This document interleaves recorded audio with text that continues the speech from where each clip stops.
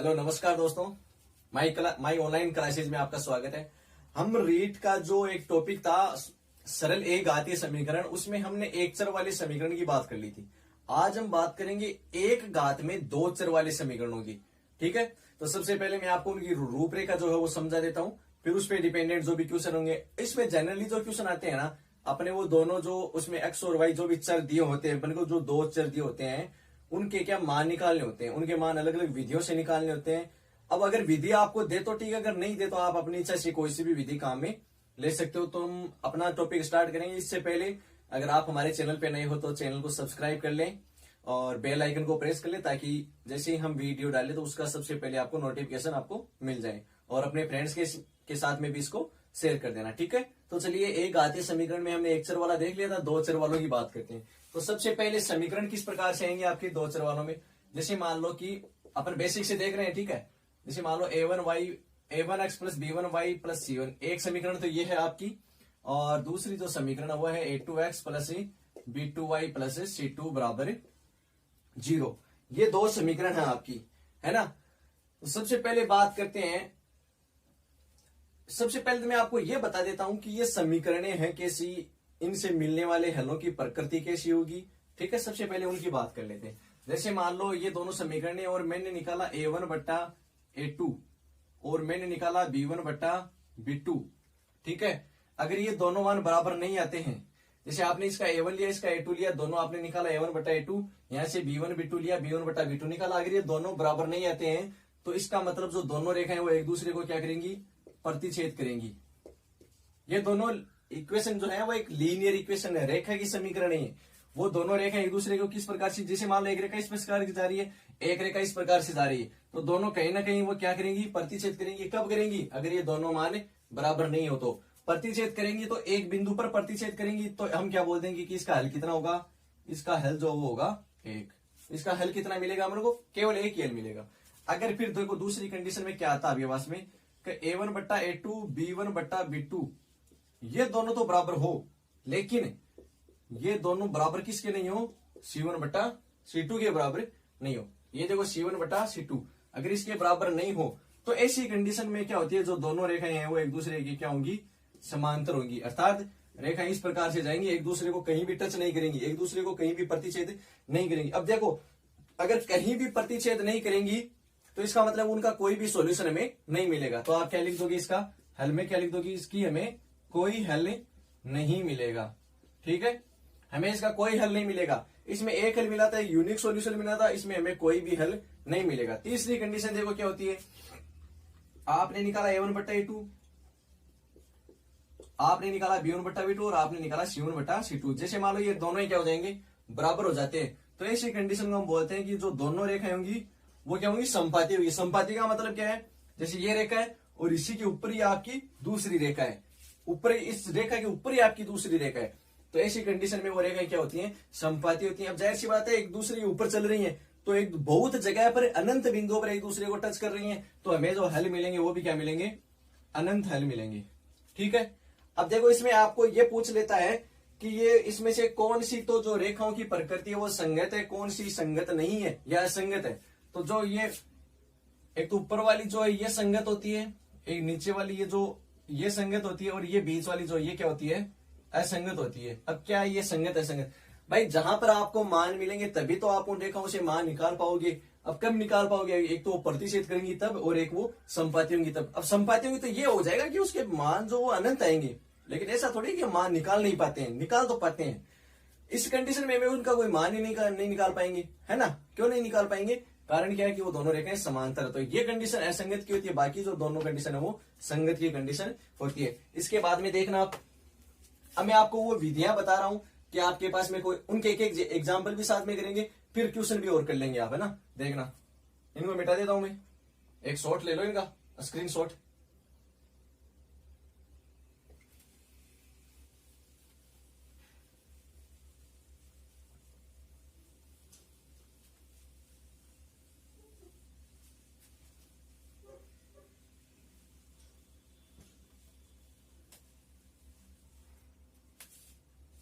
फिर देखो आपके पास में इस प्रकार से दो चरों वाली अगर दो समीकरण आती हैं, तो उन दोनों से हम x और y के मान कैसे निकालेंगे? इसके लिए देखो पहली मैं विधि बता रहा हूं आपको, प्रतिस्थापन विधि।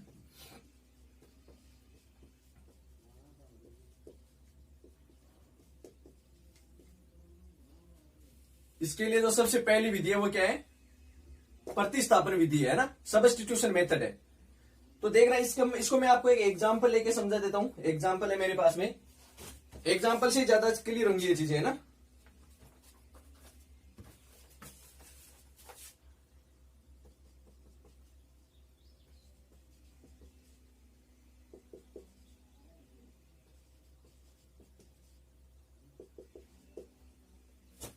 इस प्रकार से आपके पास में दो एग्जांपल है, सॉरी ये एक एग्जांपल है और इसमें आपको दो लाइन दे रखी है। अब प्रतिस्थापन मेथड एक्चुअल में होता क्या है?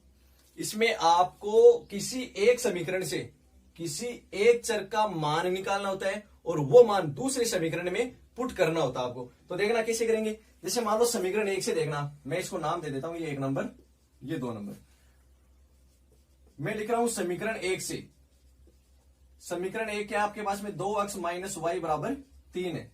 अब मैं y को उस साइड में लेके जा रहा हूं, तो y इधर आएगा तो किसका हो जाएगा? प्लस का। इधर क्या आपके पास में 2x है ना, ये 3 ही साइड में आएगा तो किसका हो जाएगा? माइनस का 3 हो जाएगा। तो y बराबर क्या हो गया आपके पास में? 2x माइनस 3 हो गया ना।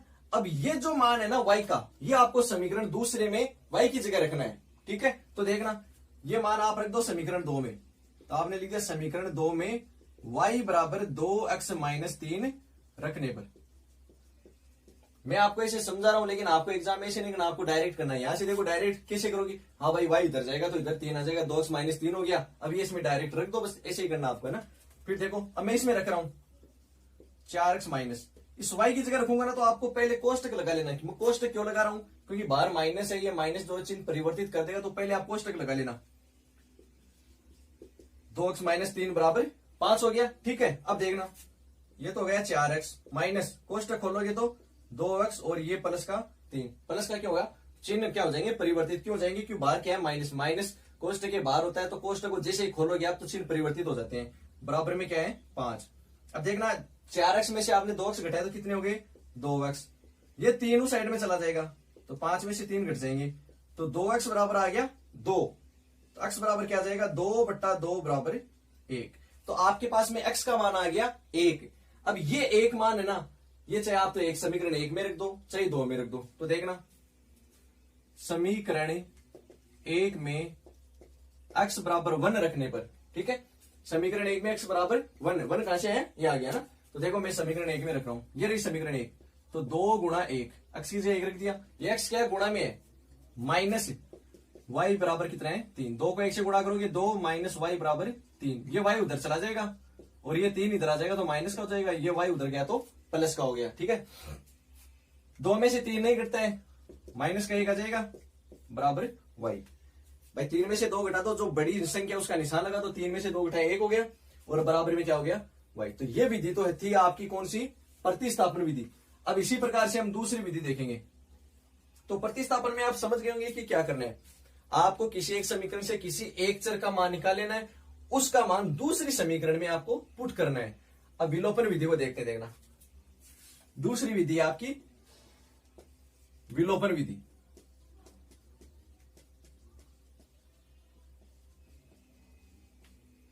विलोपन विधि जैसे नाम भी समझ में आ रहा है, विलोप कर देना। कोई ना कोई एक चर को हम क्या कर देंगे? विलोप कर देंगे। कैसे करेंगे? एक एग्जांपल ले लेते हैं इसका भी।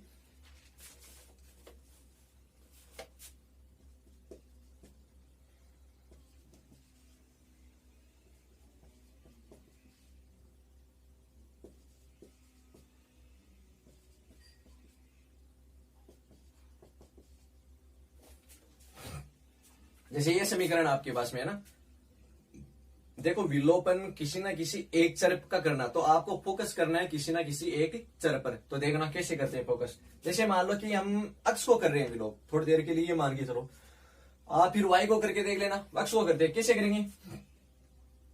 x को करने के लिए मेरे को क्या करना पड़ेगा? जो x का गुणांक है ना, दोनों समीकरणों में x का गुणांक समान बनाना। आपको दोनों समीकरणों में x का गुणांक समान बनाना। कैसे? जैसे मान लो इसमें 11 है, इसमें 3 है, अभी समान नहीं है ना। अब मान लो मैंने इसको तो 3 से गुणा कर दिया और इसको मैंने 11 से कर दिया नीचे वाले को, तो इसको 3 से करूंगा तो ये 33x हो जाएगा। इसको नीचे वाले को 11 से करूंगा तो ये भी 33 हो जाएगा।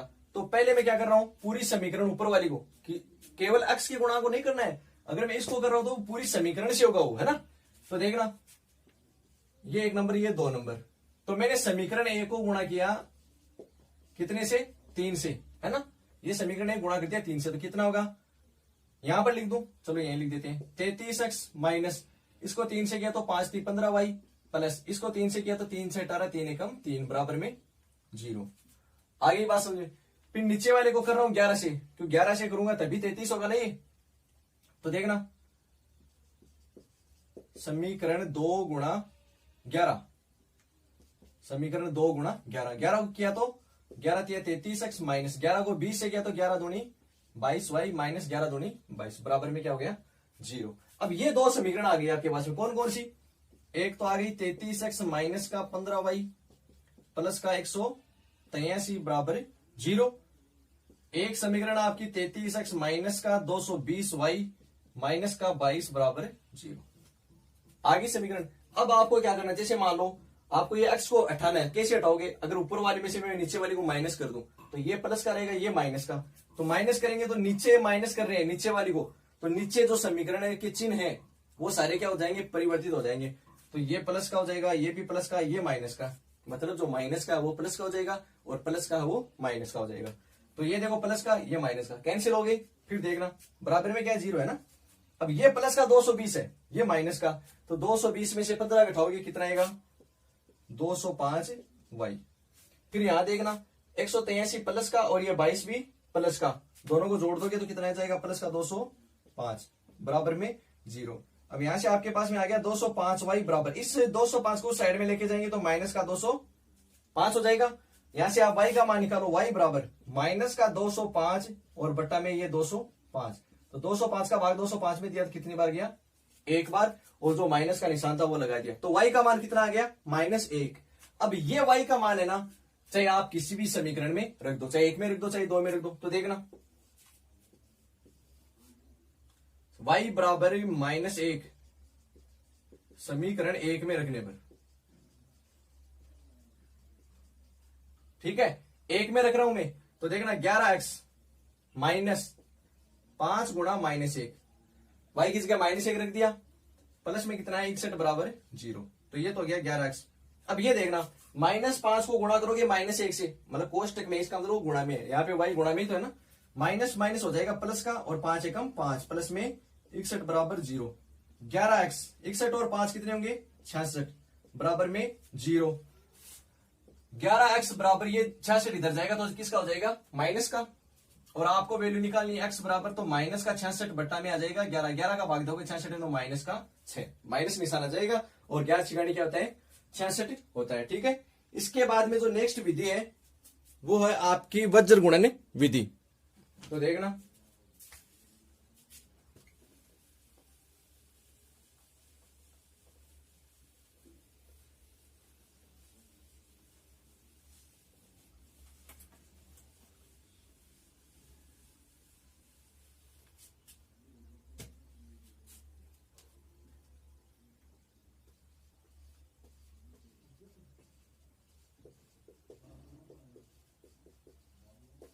वज्र गुणन विधि। इसके लिए पहले देखो मैं दोनों रेखाएं लिख देता हूं एक बार, a1x plus b1y plus c1 बराबर 0, और आपकी होगी a2x plus b2y plus c2 बराबर 0। देखिए यहां से अगर क्वेश्चन आएगा ना आपके, मैं बता देता हूं आपको, तो आपकी क्वेश्चन ये आएगा कि आपको 2 समीकरण दे देगा और पूछ लेगा कि x और y का मान बताओ, डायरेक्ट क्वेश्चन पूछेगा आपको। और हो सकता है आपको वो ऐसे भी पूछ ले, देखो एक चीज है, वो ये कभी नहीं पूछेगा आपको कि आप विलोपन विधि से करो, क्यों, मुझे नहीं लगता ऐसे पूछेगा, इसका कोई कारण ही नहीं है। जब उसको x और y के मान ही चाहिए तो चाहे आप विलोपन से निकालो, चाहे प्रतिस्थापन से निकालो, चाहे वज्र गुणन से निकालो, समझ गए। तो आपको उसी से निकालना जो आपका अच्छा हो, जो सबसे अच्छा आता है। मेरे को तो सभी बताने, कारण क्या है इसका, जैसे मान लो कई बार आपको इससे टफ लगे क्वेश्चन करना तो आप इस विधि से कर लो। फिर तो देखना इसमें इसको कैसे लिखते हैं, सूत्र है इसका ये ना, x बटा x वाला छोड़ दिया, x लिखा मैंने तो x वाला छोड़ दिया। फिर देखो b1c2 minus b2c1, b1c2 minus b2c1 बराबर y बट्टा y वाला छोड़ दो। अब इसमें थोड़ा उल्टा लिखना होता है, a2c1 minus a1c2, A2C1 minus A1C2। फिर यहाँ पे अगेन वही जैसे अभी किया था, C1 वाला छोड़ दो, A1B2 A2B1, A1B2 minus A2B1। ठीक है, इसका मैं देख लेता हूं कोई एग्जाम्पल है क्या। इसमें एग्जाम्पल नहीं है, इसमें अगर कोई एग्जाम्पल है हम देख लेंगे, अभी और क्वेश्चन देख लेंगे ना। तो पहले चीज ये कि ये सूत्र इस प्रकार से लिखा जाएगा, अक्स वाला अगर आप लिखते हो तो अक्स बट्टा B1C2 B2C1, फिर वाई वाला लिखो तो A2C1 A1C2, फिर एक बट्टा में लिखो। चलिए, असुविधा के लिए खेद है थोड़ा सा आपको, मैंने अभी लिखा वज्र गुणन विधि, उसका एक एग्जाम्पल लेके आ गया ना। तो सूत्र लिख लेते हैं पहले तो, अक्स बट्टा B1C2 माइनस B2C1। मतलब मैंने सूत्र लिख दिया, लेकिन ये थोड़ी ना बता दिया आपको कि वहां से एक्स और वाई का मान कैसे निकालना है, वो इस एग्जाम्पल से बता देता हूं ना। तो y बराबर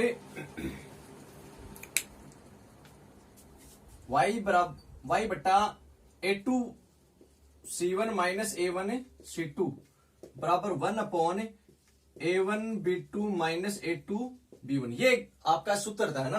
तो देखना अब इसमें हम क्या करेंगे, एक्स और वाई का मान निकालने के लिए ये जो वैल्यू है ना एक्स के नीचे वाली, मतलब ये पूरा एक्स बटा ये वाली वैल्यू पहले इसके बराबर रखेंगे, फिर वाई का मान निकालने के लिए ये वैल्यू इसके बराबर रखेंगे। तो देखना सबसे पहले एक्स वाले के लिए मैं क्या कर रहा हूं, B1C2 माइनस B2C1 बराबर है 1 बट्टा A1B2 माइनस A2B1। अब ये जो है नीचे भाग में इसके किस में चला जाएगा, ऊपर गुणा में। तो एक्स बराबर क्या हो जाएगा, B1C2 माइनस B2C1 बट्टा A1B2 माइनस A2B1। अब इसमें जो वैल्यूज दे रखी है आपको वो लिख दो। B1 की वैल्यू कितनी है, -3, तो ये हो गया -3 गुणा C2 की वैल्यू कितनी है, -5, बीच में माइनस ये लगा जाए। फिर B2 की वैल्यू कितनी है, 4, फिर C1 है, C1 की वैल्यू कितनी है, 1 बट्टा, फिर देखना A1B2 2 गुणा 4। देखो निशान जो है ना वो साथ में लगाना है। जैसे मान लो ये 3 है, ये किसका है, माइनस का, तो माइनस का लगाना है। अब ये 4 ऑलरेडी प्लस का, तो प्लस लगाते नहीं है। फिर बीच में माइनस, A2B1, A2 और B1 मतलब 3 को गुणा करें किसे, -3 से। तो ये तो हो जाएगा 15 क्यों, 5 को 3 से गुणा किया 15, माइनस माइनस हो गया प्लस, ये माइनस का 4, ये 4 दूनी 8 में से 3 3 9 हो जाएगा किसका, प्लस का। क्यों, ये माइनस का, ये माइनस का, माइनस और माइनस गुणा के क्या हो जाएंगे, प्लस। 15 में से 4 निकाले, 11 बट्टा में हो जाएगा कितना, 17। इसी प्रकार से दूसरा निकालेंगे, इन दोनों को बराबर करेंगे, ये वैल्यू यहाँ पे आ जाएगी, फिर दोनों के क्या करेंगे, मान रखने हैं और वैल्यू निकालने। तो ये वैल्यू आप निकाल लोगे, ठीक है। अब बात करते हैं आगे द्विघात समीकरण की। किसकी बात कर रहा हूं मैंने आपको एक एक एग्जाम्पल बता दिया। जितने भी क्वेश्चन है ना सारे उसी प्रकार से हैं। प्रतिस्थापन बता दिया, विलोपन बता दिया, और ये वज्र गुणन भी आपको बता दिया है। मैंने ये भी बता दिया वाई का कैसे निकालोगे, इन दोनों को बराबर करके ये वैल्यू यहाँ पे रखोगे, ठीक है, क्योंकि ये गुणा में चली जाएगी, है ना। ये नीचे इसके भाग में यहाँ पे गुणा में आ जाएगी। फिर A1 A2 जो आपकी वैल्यूज दी गई वो रखो, और इस प्रकार से आपको क्या करना है, सोल्व करना है, ठीक है। अब देखिए नेक्स्ट लिखते हैं अपन। नेक्स्ट हम पढ़ेंगे द्विघात समीकरण।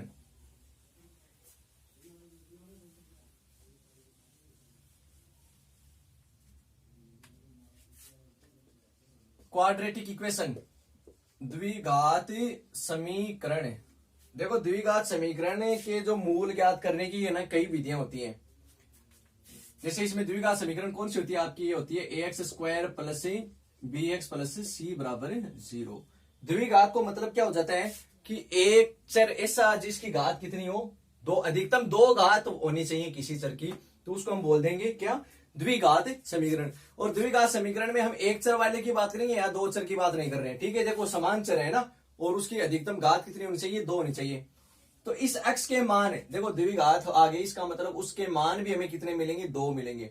अगर अधिकतम घात 3 मिलती है तो उसके मान भी कितने मिलते हैं, 3 मिलेंगे, ठीक है। तो इसमें अधिकतम घात 2 है ना, तो इसके मतलब 2 मान मिलेंगे। लेकिन कौन कौन सी विधियां हैं जिससे हम मान निकाल सकते हैं, तो वो बताता हूं मैं आपको। सबसे पहली विधि होती है गुणनखंड विधि। सबसे पहली विधि होती है गुणनखंड विधि। जैसे मान लो आपको कोई एक द्विघात समीकरण में एक एग्जाम्पल ले लेता हूं इसका।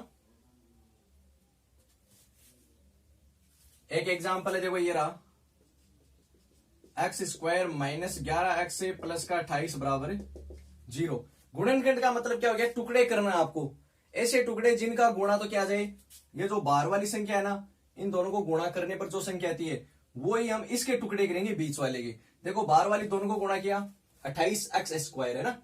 अब आपको इससे 11x के ऐसे टुकड़े करने हैं कि उन दोनों को गुणा करूं तो 28 आ जाए। तो देखना मैं इसे टुकड़े कर रहा हूं, मैंने किया माइनस के 4x और माइनस के 7x ऐसे मैंने टुकड़े किए। तो देखो जो दोनों बाहर जो संख्या है वो दोनों के गुणे प्लस में आ रही है, सॉरी गुणा करने पर क्या आ रही है, वो प्लस में आ रही है। तो अंदर वाले टुकड़े ऐसे करने हैं कि दोनों को गुणा करने पर तो क्या जाए, प्लस, और उन दोनों को जोड़ने पर यहाँ पे माइनस का निशान ही बना रहे। तो देखो माइनस और माइनस को जोड़ोगे तो माइनस ही रहेगा, लेकिन गुणा करते हैं तो क्या होता है, प्लस होता है ना। तो देखो 7 और 4 को जोड़ोगे तो 11, 7 को 4 से गुणा करोगे तो 28, और ये x से गुणा x क्या हो जाएगा, x²। अब यहां से दोनों में क्या को बना रहा है, x को बना रहा है, तो x माइनस 4। ठीक है भाई, 4x में से x कॉमन आ गया तो 4 ही रहेगा ना। और माइनस का 7 यहां से कॉमन आ जाएगा तो ये भी क्या हो जाएगा, x माइनस 4 हो जाएगा। ठीक है, अब देखो दोनों में x माइनस 4 कॉमन है, ये x माइनस 4 रहा, ये x माइनस 4 रहा, तो यहां पे x रह गया, यहां पे माइनस 7 रह गया, बराबर में 0। ठीक है, अब आपको क्या करना है, बारी बारी दोनों को 0 के बराबर रखो, एक बार इसको 0 के बराबर, एक बार इसको 0 के बराबर। पहले आपने इसको 0 के बराबर रखा तो ये हो जाएगा यहां से 4, फिर इसको 0 के बराबर रखा तो x माइनस 7 बराबर 0, तो x बराबर क्या हो जाएगा, 7 हो जाएगा। ठीक है, इस प्रकार से ये गुणनखंड विधि आपकी, गुणनखंड विधि से इस प्रकार से मान निकालते हैं। एक विधि आती है आपकी पूर्ण वर्ग विधि।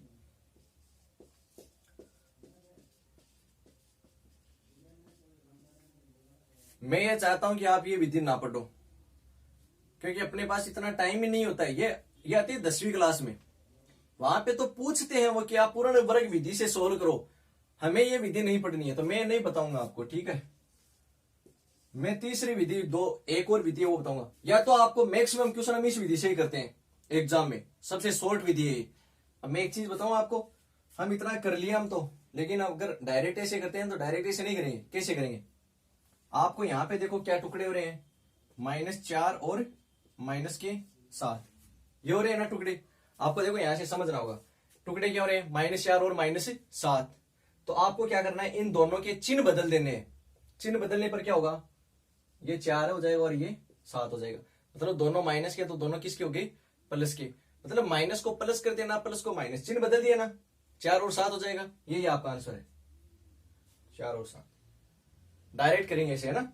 जैसे मान लो अगर फॉर एग्जाम्पल आपके ये जो इस प्रकार से आते, मान लो आपके टुकड़े मान लो इस प्रकार से आते, जैसे मान लो एक टुकड़ा हो गया माइनस का 2x और एक हो गया प्लस का 3x, ये दो टुकड़े हो गए। तो आपको क्या करना है, मान पूछेगा x का तो चिन्ह परिवर्तित कर दो, -2 है ना तो इसको तो कर दो प्लस का 2, ये 3 प्लस का है ना इसको कर दो माइनस का, तो वही आपका क्या हो जाता, आंसर हो जाता।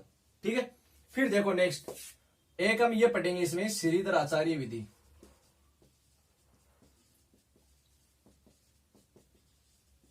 देखिए क्या होती है श्रीधर आचार्य, कई बार क्या होता है कि गुणनखंड करना मुश्किल होता है, या कई बार ऐसा होता है कि गुणनखंड नहीं होते हैं।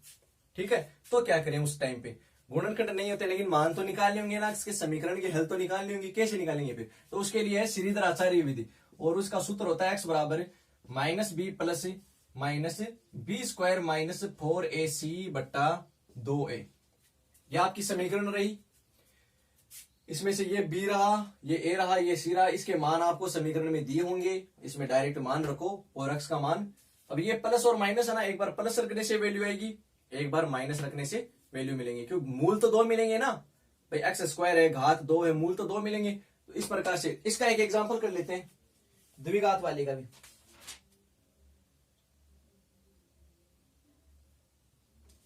ये एक काम करते हैं ना, यही कर लेते हैं आपका, इसी को कर लेते हैं, वेरीफाई भी हो जाएगा कि दोनों से समान आ रहा है कि नहीं आ रहा है ना। तो देखो क्या है समीकरण आपकी, x² -11x, ये है ना। चलो देखो x बराबर सूत्र है -b, मैं डायरेक्ट लिख रहा हूं, ये तो वाला सूत्र -b का मान कितना है यहाँ पे, -11 प्लस माइनस, b का मान है -11, तो -11 का स्क्वायर -4 गुणा एक का मान कितना है, एक होता है x² का गुणांक। ये देखो x² के जो गुणा में होता है, तो यहाँ पे x² की गुणा में क्या है, 1 है ना, तो 1 लिख दिया। अगर कुछ भी नहीं दिख रहा है ना, इसका मतलब वो क्या है, 1 है। और c का मान कितना है, प्लस का 28, बट्टा में कितना लिख दोगे, 2 गुणा 1, 1 का मान 1 है ना। देखो माइनस और माइनस क्या हो जाएंगे, प्लस का 11 प्लस माइनस बी स्क्वायर, मतलब 11 का स्क्वायर कितना हो गया 121, 28 को 4 से गुणा किया तो 28 दूनी 56 दूनी 112, ठीक है, और बट्टा में आ गया 2। देखना 11 प्लस माइनस 121 में से 12 घटाओगे तो कितना आ जाएगा 9, बट्टा में 2। फिर देखना 11 प्लस माइनस 9 का आपने रूट निकाला तो कितना होता है 3, बट्टा में 2। अब एक बार प्लस लेना है एक बार माइनस लेना है, तो देखना एक बार मैंने प्लस लिया तो क्या है 11 प्लस बट्टा ये आ जाएगा, एक बार मैं लूंगा माइनस तो 11 माइनस 3 बट्टा 2। अब देखो 11 और 3 कितने होते हैं 14 हो जाएंगे, भाग देंगे 2 का तो 7, तो एक मान तो क्या जाएगा 7। फिर 11 में आपने 3 घटाए तो हो गए 8, 8 में 2 का भाग दोगे तो 4, तो एक मान क्या हो जाएगा 4। तो इस प्रकार से आपके पास में आप किसी भी विधि से इसको निकाल सकते हो, ठीक है। मैं और एक दो एग्जाम्पल और देख लेता हूं अगर मिल जाते हैं तो, या कुछ ऐसे क्वेश्चन देख लेते हैं अपन, है ना, इसमें कुछ ऐसे क्वेश्चन कर लेते हैं, वो ज्यादा बेटर रहेगा। समझ में तो आ रहा है ना, नहीं है तो कमेंट करके बताना, आप आपकी समस्या का हल करेंगे अपन जरूर, है ना।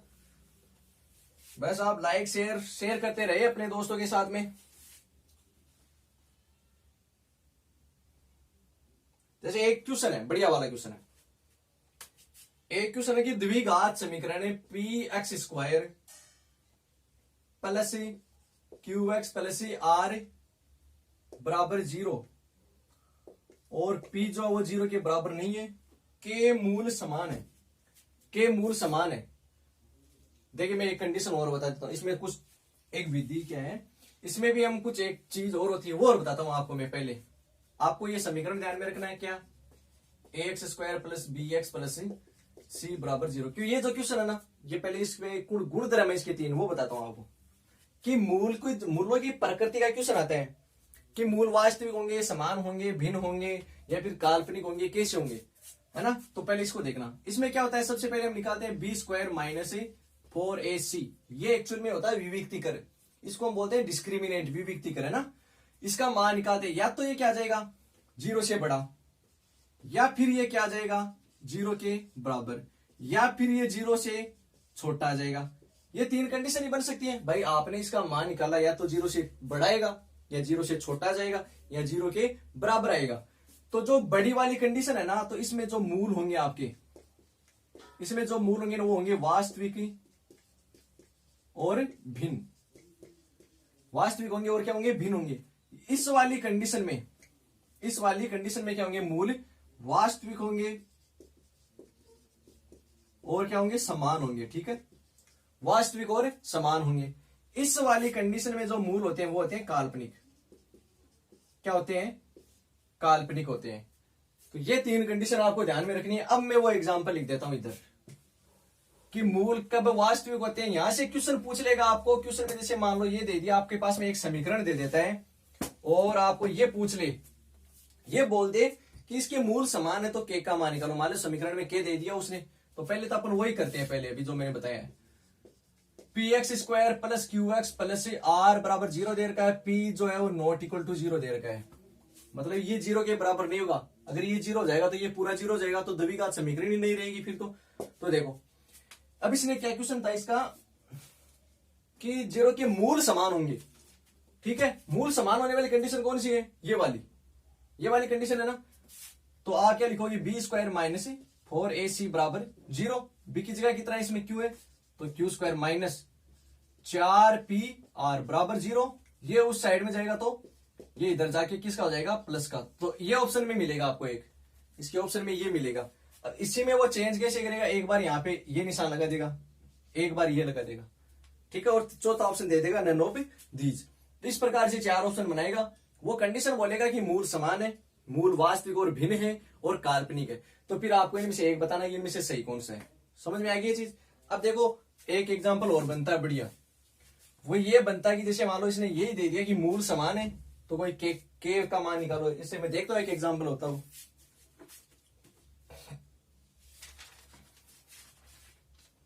इसमें तो दे ही नहीं रखा।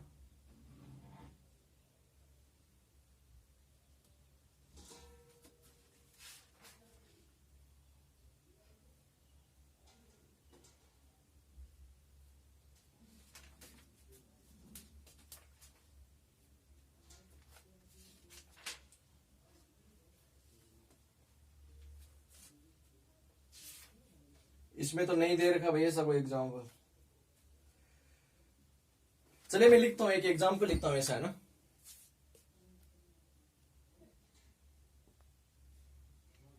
तो चलिए मैंने लिख दिया एक ऐसा एग्जाम्पल, जैसे मान लो ये आपको दे रखा है और इसमें पूछेगा आपको कि के का मान बताइए, तो ऐसे कैसे बताएंगे के का मान। तो इसमें एक कंडीशन ये दी कि आपके पास में जो मूल है वो वास्तविक और समान है, ठीक है।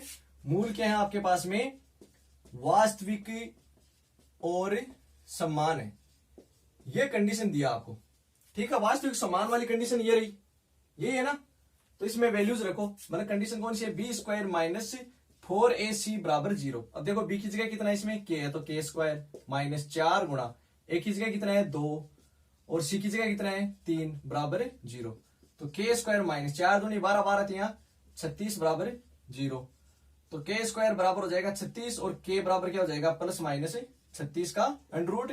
तो ये वैल्यू आ जाएगी प्लस माइनस 6, ठीक है।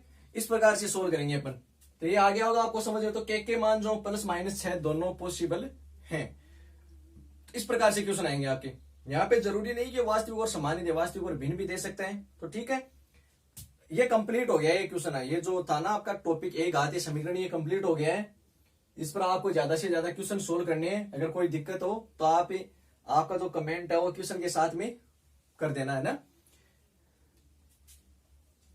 ठीक है, तो आज के लिए इतना ही रखेंगे। अपना जो नेक्स्ट टॉपिक होगा वो होगा वर्गमूल और घनमूल का, जो भी उनकी शॉर्ट ट्रिक्स होंगी वो पूरी बताई जाएंगी आपको। तो तब तक आप हमारे चैनल के साथ में जुड़े रहिए और अपने दोस्तों के साथ में भी इसको शेयर करें। धन्यवाद।